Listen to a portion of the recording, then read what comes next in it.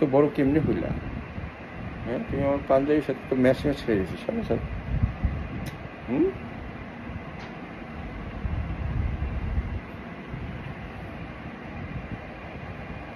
খাওয়া দাওয়া ঠিক আছে? হ্যাঁ, গোসল কয়েকদিন পর করতাম। যে উইকলি আর কি। গুড, এর জন্য একদম পুরা পারফেক্ট। ওর কিন্তু মানে কি বলে, হেলথ কন্ডিশন 100তে 100, মাশাল্লাহ। টুকু টুকু না, হাগু ঠিক আছে তো না? হ্যাঁ, ঠিক আছে। এই কি খাওয়াও?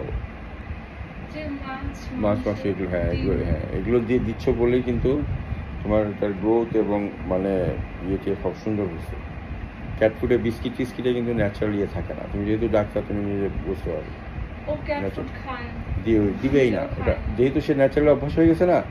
আর কখনোই ক্যাট ফুড একবার দিলেই অভ্যাস হয়ে যায়। আর ক্যাট ফুডে হলো কি শুধু বিস্কিট, ওখানে তোমার কিন্তু ন্যাচারাল ভিটামিন মিনারেল কিছুই নাই। তুমি যে মাছ মাংস নানান ধরনের, ওর ফুড চেইনটা বড় রাখবা সবসময়। আর টোটাল খাবারে 3 to 5% হলো ভেজিটেবল, তারপরে ফ্রুটসও দিতে পারো। এবার যে এখন যেমন তোমার হিমসাগর আম পাওয়া যায়, ছোটো ছোটো কুটি কুটি করে দিবা। বা আম দিয়া, দুধ দিয়া, কলা দিয়া আইসক্রিম বানা দিবা। ওই যে আইসক্রিমের ছাঁচ আছে না, ঘরে বানানো আইসক্রিম, বাইরের আইসক্রিম কখনোই দিবা না। ওদের কিন্তু চকলেট আইসক্রিম এগুলো, বাইরেগুলো, আমাদের যেগুলো সেগুলো দেওয়া নিষেধ। বাসায় বানাতে পারবা। ব্লেন্ডারের মধ্যে দুধ, মধু, তারপরে তোমার ওই কলা দিবা একটা, ছোট আমের 2টা স্লাইস দিয়া ব্লেন্ড করে, ওই মানে আইসক্রিমের ছাঁচ আছে না, ওটার মধ্যে বসায় দিয়া বাস। এই গরম, খুব বেশি গরম যখন করবে তখন দিবা।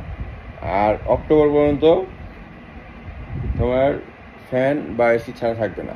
অনেকে কিন্তু দেখা যায় বৃষ্টি হচ্ছে, ধর টানা 3 দিন বৃষ্টি হচ্ছে, ফ্যান বন্ধ করে দেয় বা মানে এটা পেট্রোল না। ভয় লাগে। হ্যাঁ, সবসময় ওকে মানে ঠান্ডার মধ্যে রাখবা, ওয়েল ভেন্টিলেটেড প্লেস। ও তো পুরা রাজকীয় একটা পোস্ট নিচে দেখা যায়। কাকু ফ্রেন্ডলি, সোশ্যাল আছে।